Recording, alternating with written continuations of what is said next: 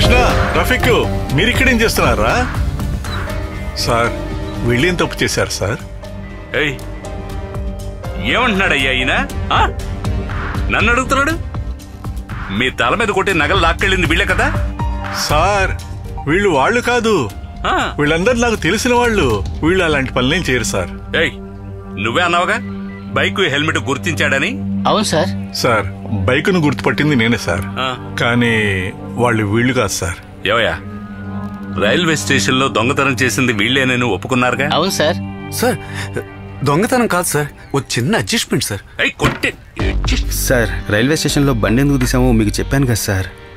నువ్వు చెప్పేది ఏదే నమ్మలేవరా సార్?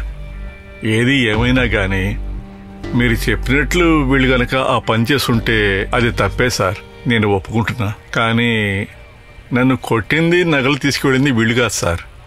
అందుకని వీళ్ళని అనుమానించడం న్యాయం కాదు సార్. అంటే నేను అనుమానించేది తప్పు, ఈ కేసును పరిష్కరించడం నా వల్ల కాక అనవసరంగా వీళ్ళ మీద బనాయించానంటున్నావు సార్. నా ఉద్దేశం అది కాదు సార్. అనుమానంతో అరెస్ట్ చేసి కోర్టులో హాజరుపరిస్తే వీళ్ళ భవిష్యత్తు ఏం కావాలి సార్? అమాయకులు సార్. మీరు కాస్త మనసు పెడితే.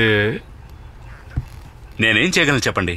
మాయమైపోయిన బండి ఉంది కదా, డుట్టు, అది కనిపించట్లేదని 2 టౌన్ పోలీస్ స్టేషన్ లో ఓ కేసు ఫైల్ అయింది. ఆ తర్వాత మీ తల మీద దెబ్బలు కాకుండా ఇంకో 2 కేసులు మా స్టేషన్ లో ఫైల్ అయ్యాయి. సరే, మీకు తెలిసిన వాళ్ళు అంటున్నారు కాబట్టి మీరు మీ కేసుని వాపసు తీసుకోవచ్చు. కానీ మిగతా పిటిషనర్లు వాళ్ళు పోగొట్టుకున్న వస్తువుల గురించే కదా ఎదురు చూస్తారు. కంప్లైంట్ ఇచ్చిన వాళ్ళు ఎవరు దొంగల మొహాన్ని చూడలేదు. కానీ ఎవిడెన్స్ ని బట్టి వాళ్ళు వీళ్లేనని చేయి చూపిస్తే నేనేం చేయగలను? ఒకటి చేయొచ్చు, నేరస్తుల్ని కనిపెట్టాలి. నేరస్తుల్ని కనిపెట్టాలంటే ముందు బైక్ ని తీసుకెళ్లి రైల్వే స్టేషన్ లో వదిలింది ఎవరో కనిపెట్టాలి. ఆ తర్వాత సార్, ఆ బైక్ ని రైల్వే స్టేషన్ లో పార్కింగ్ చేసి వెళ్ళిన ఆయన్ని నేను గుర్తుపట్టగలను సార్. ఎవర్రా అతను? ఎలా ఉంటాడు? వాడి పేరేంటి? అవన్నీ నాకు తెలియదు సార్, కానీ చూస్తే నేను గుర్తుపట్టగలను. ఏమంటున్నాడు? నీకు గుర్తుందా ఆ రోజు నన్ను అప్పడడానికి వచ్చావు? సార్ని చూసి మాట్లాడు.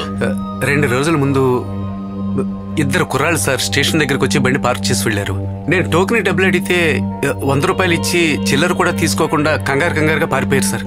సార్, ఇప్పుడైనా మీరు కాస్త హెల్ప్ చేస్తారా? నేనేం చేయగలను?